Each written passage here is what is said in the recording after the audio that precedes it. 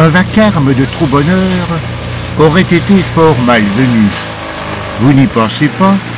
Il faut respecter le sommeil et la tranquillité de chacun, surtout en ce petit coin fort paisible où la proximité des habitations impose de se conformer encore un peu plus à cette simple marque de civilité. Ce n'est donc qu'à 9 heures, comme prévu, que le broyeur, puisque c'est de lui qu'il s'agit, commence son travail. Bien entendu, il en va de même pour les servants, chargés de lui fournir sans relâche la nourriture végétale dont il n'est jamais rassasié. Mais reprenons depuis le début. Les années passant, les haies du jardin, bien que régulièrement taillées, avaient quand même pris un peu trop d'importance, et le temps était venu de leur faire subir ce que l'on peut appeler une taille sévère. Le laurier fait partie de ces espèces dites invasives. Oh non, elles ne vont pas se répandre inexorablement en étendant sur le sol d'insidieux tentacules comme le font d'autres espèces.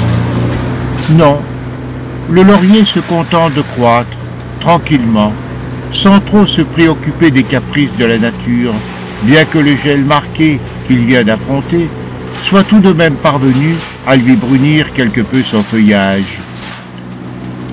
Quoi qu'il en soit, une cisaille énergique avait fait son œuvre, et c'est donc un imposant volume que notre vaillant broyeur avait commencé de dévorer, sans que cela paraisse d'ailleurs l'inquiéter, en écoutant son vrombissement régulier, impassible, émaillé de temps à autre cependant par quelques rugissements quand ses puissantes mâchoires devaient venir à bout de quelques branches un peu récalcitrantes.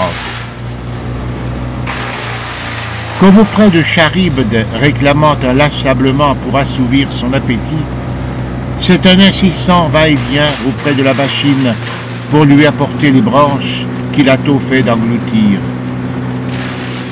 Une pluie de débris régulièrement vomi de ses entrailles, quel appétit sans limite, avec 75 chevaux lâchés pour déchiqueter, réduire presque à néant branches et feuillages. Presque à néant seulement, car on apprend qu'en fait, le volume après l'action de ce terrible destructeur, le volume n'est réduit que dans le rapport de 7 à 1. Seulement, peut-on dire, en constatant que finalement, il faut l'action énergique de la fourche pour que le réceptacle ne soit pas trop rapidement submergé. La machine aurait-elle besoin de souffler? C'est bien peu vraisemblable. Mais par contre, pour ceux qui la servent inlassablement, c'est le moment de prendre quelques repos pour un répit bien mérité, autour d'une tasse de thé ou de café, ou une viennoiserie que le jardinier distribue équitablement. Un jardinier qui connaît si bien la nature qu'il entretient non loin de là son superbe jardin botanique, qui fait l'admiration de tous les visiteurs, se promener dans les allées, découvrir au détour d'un sentier quelques plantes inconnues, sans toujours mesurer tout le travail qu'il a fallu pour rassembler autant d'espèces et le soin nécessaire à leur entretien. Mais notre jardinier est bien trop modeste pour que l'on évoque plus longtemps le sujet, et mieux vaut se remettre à l'ouvrage, d'autant que la machine semble piaffer d'impatience à reprendre la besogne.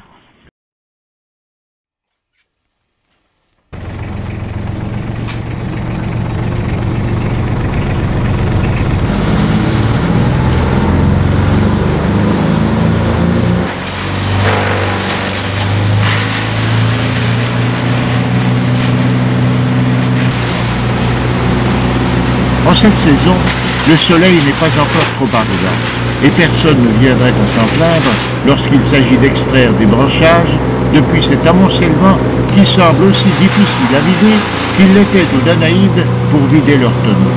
Pourtant, petit à petit, on s'aperçoit tout de même que tel l'estran que la marée laisse apparaître à son reflux, c'est bien une partie de la pelouse qui revoit le jour débarrassée de ses débris importants. Voilà de quoi redonner des forces pour cet incessant va-et-vient que la pause de midi va pour un moment contenir, le temps de livrer à une déchetterie voisine le résultat de la matinée. Même réduit dans ce fameux rapport de 7 à 1, cela n'en constitue pas moins un imposant volume. Et voilà notre engin, pour un temps silencieux, et goûtant lui aussi le repos de ce milieu du jour, enfin, nul ne sait s'il apprécie vraiment ces instants à leur juste valeur, dans son habit de métal et de plastique.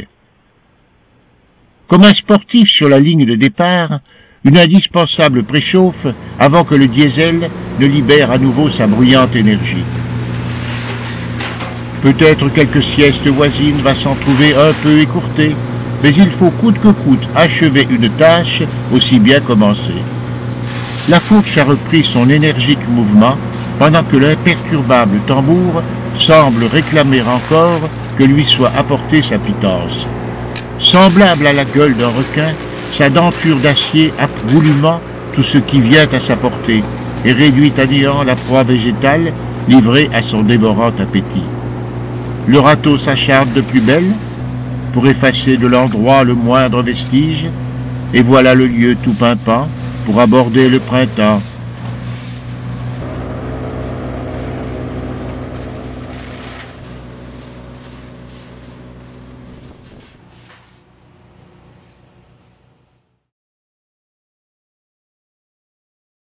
Merci les amis jardiniers.